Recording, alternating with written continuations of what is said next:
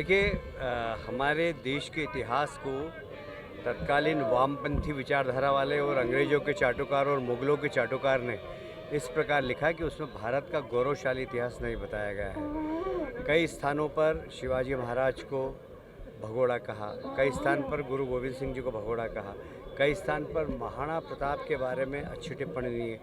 वो महाराणा प्रताप जिन्होंने अकबर से एक भी लड़ाई नहीं हारी, वहाँ तक तो ठीक है, घुटने भी नहीं टेके। उन्होंने कहा था कि मैं अगर शान से जीना नहीं जानता हूँ तो शान से मरना पसंद करूँगा। बिल्कुल उन्होंने घुटने नहीं टेके। सब लोगों ने इसको रुकवाना, उनके रिश्तेदार, उनके नातेदार, कई लोग साथ छोड़कर चले गए, कई लोग अंग्रेज़ों से मिल गए। अंग्रेज़ों ने बहुत प्रलोभन किए। बीच में मध्यस्थ काम करने वाले लोगों ने भी महाराणा प्रताप को बहुत समझाने की कोशिश की, पर महाराणा प्रताप नहीं माने और अनेक बार अकबर को छक्के छुड़ाए, पर वह जिक्र नहीं है। शिवाजी महाराज के 2-2 हज़ार की सेना ने 2-2 लाख सैनिकों को मारा है। ये साक्ष्य है, ये इतिहास के पन्नों में गौरवशाली तरीके से नहीं दिखाया गया। मुझे लगता है कि इस प्रकार के फिल्मांकन की आवश्यकता है कि हमारे आने वाली पीढ़ी को हमारे गौरवशाली इतिहास के बारे में जानकारी हो कि हमारे पूर्वज कितने महान थे। कम संसाधन के बाद भी घुटने नहीं टेके हमारे सनातन धर्म के लिए।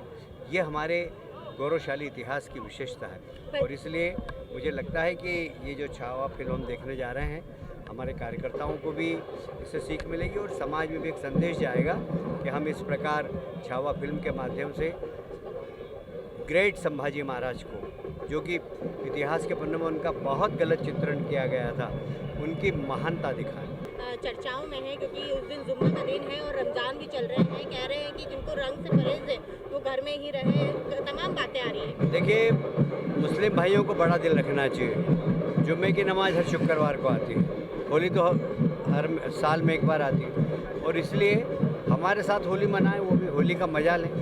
कोई इस्लाम के विरुद्ध तो नहीं होली खेलना। और हमारे यहाँ तो गंगा जमनी संस्कृति रही है, हमने एक दूसरे को गुलाल लगाया है। अब पता नहीं कहाँ का कट्टरवाद आकर यहाँ पर मुस्लिम भाइयों में भ्रम पैदा कर रहा है। मैं तो मुस्लिम भाइयों से भी कहना चाहता हूँ कि अपने पूर्वज कौन थे इसका ज़रा पता लगाएं।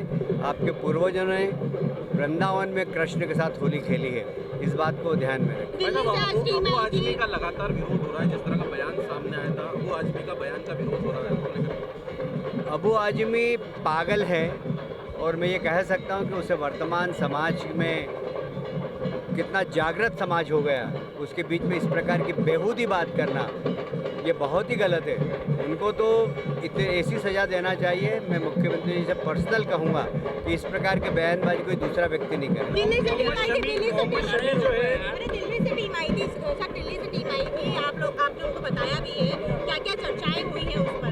देखिए, वो तो मैंने अपने भाषण में बता दिया है कि मध्य प्रदेश में इंदौर सर्वाधिक टैक्स देता है, तो इंदौर का हक बनता है।